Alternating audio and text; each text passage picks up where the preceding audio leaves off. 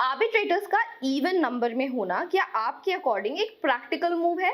Legislature ने जब specifically arbitration act में इवन नंबर आर्बिट्रेटर अपॉइंट करने से मना किया है, तो उसके पीछे कोई ना कोई इंटेंशन तो जरूर होगा।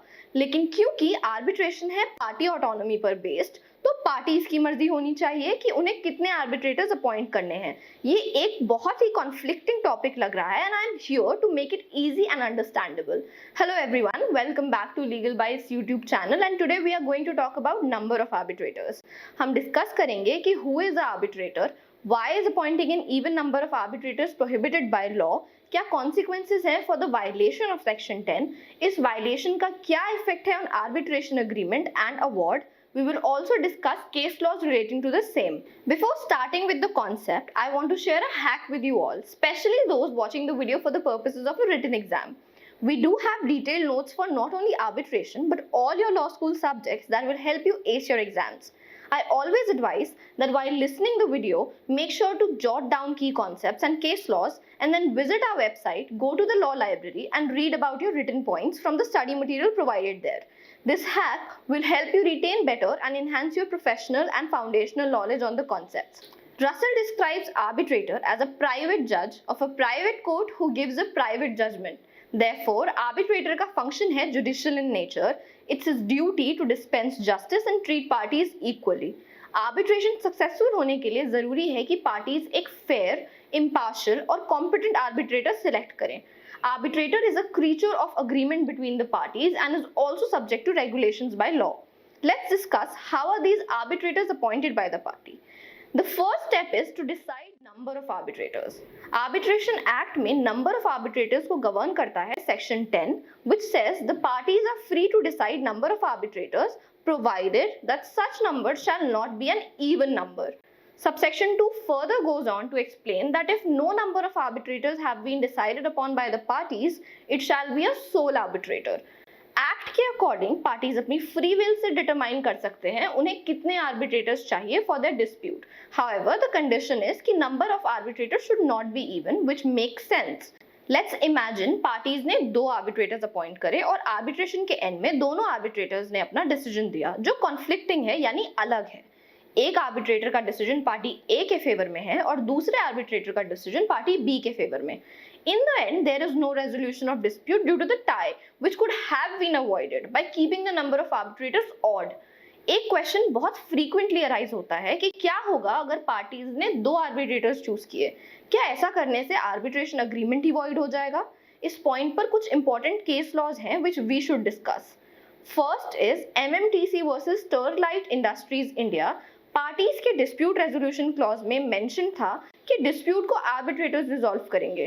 दोनों पार्टीज एक एक आर्बिट्रेटर चूज करेंगे और वो चोजन आर्बिट्रेटर्स एक अंपायर को अपॉइंट करेंगे जो in case of tie between the 2 arbitrators अपना फाइनल डिसीजन देगा.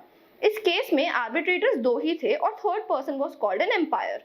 Epics court said section 7 of the act जो आर्बिट्रेशन अग्रीमेंट से डील करता है कहीं भी नंबर ऑफ आर्बिट्रेटर्स की बात नहीं करता. For a valid agreement section 10 separately deal करता है नंबर ऑफ आर्बिट्रेटर्स से जो एक मशीनरी प्रोविजन है for working of arbitration agreement. Therefore validity of arbitration agreement is not dependent on number of arbitrators. Moreover court ने rule किया कि इस केस में the umpire is acting as a presiding arbitrator, therefore there appears no invalidity in the arbitration agreement. एक similar case जो 2022 में recently decide हुआ है is also important in this context. NP Lohia versus NK Lohia. इस case में parties ने अपने claims रखे 2 आर्बिट्रेटर्स के सामने और आफ्टर द प्रोसीडिंग्स एक अवार्ड पास हुआ. बाद में उस अवार्ड को चैलेंज किया गया on the basis of section 10. Contention था कि सेक्शन 10 के वायलेशन में जो एक स्टैट्यूटरी प्रोविजन है एक आर्बिट्रेशन अग्रीमेंट वॉइड और इनवैलिड होना चाहिए और उसी के बेसिस पर अवॉइड भी अनएनफोर्सेबल होना चाहिए. ब्रॉड इशू ये था कि एक्ट के मैंडेटरी प्रोविजंस क्या पार्टी वेव कर सकती है. इस पर सुप्रीम कोर्ट ने एक डिटेल्ड जजमेंट दी जिसमें बहुत सारे प्रिंसिपल्स डिस्कस और रीइटरेट हुए.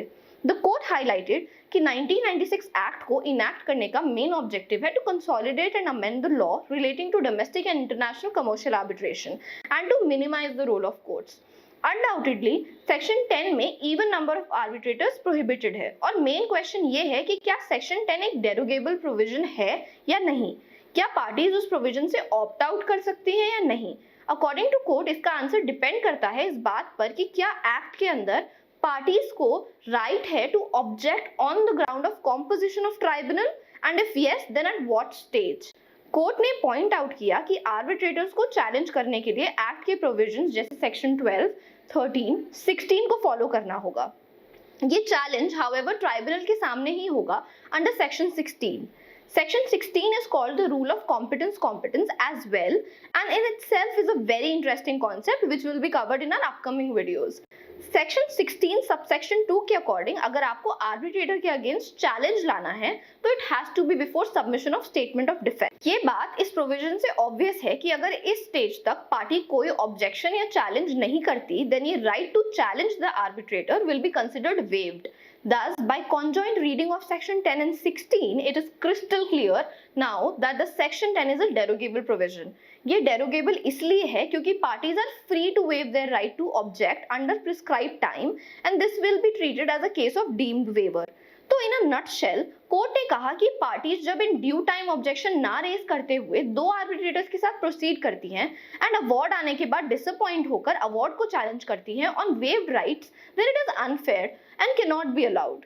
मोरओवर कोर्ट ने ये भी क्लैरिफाई किया कि सेक्शन 34 के according composition of arbitral tribunal can only be challenge when the tribunal was not in accordance with the agreement between the parties, जो इस केस में डेफिनेटली नहीं हुआ।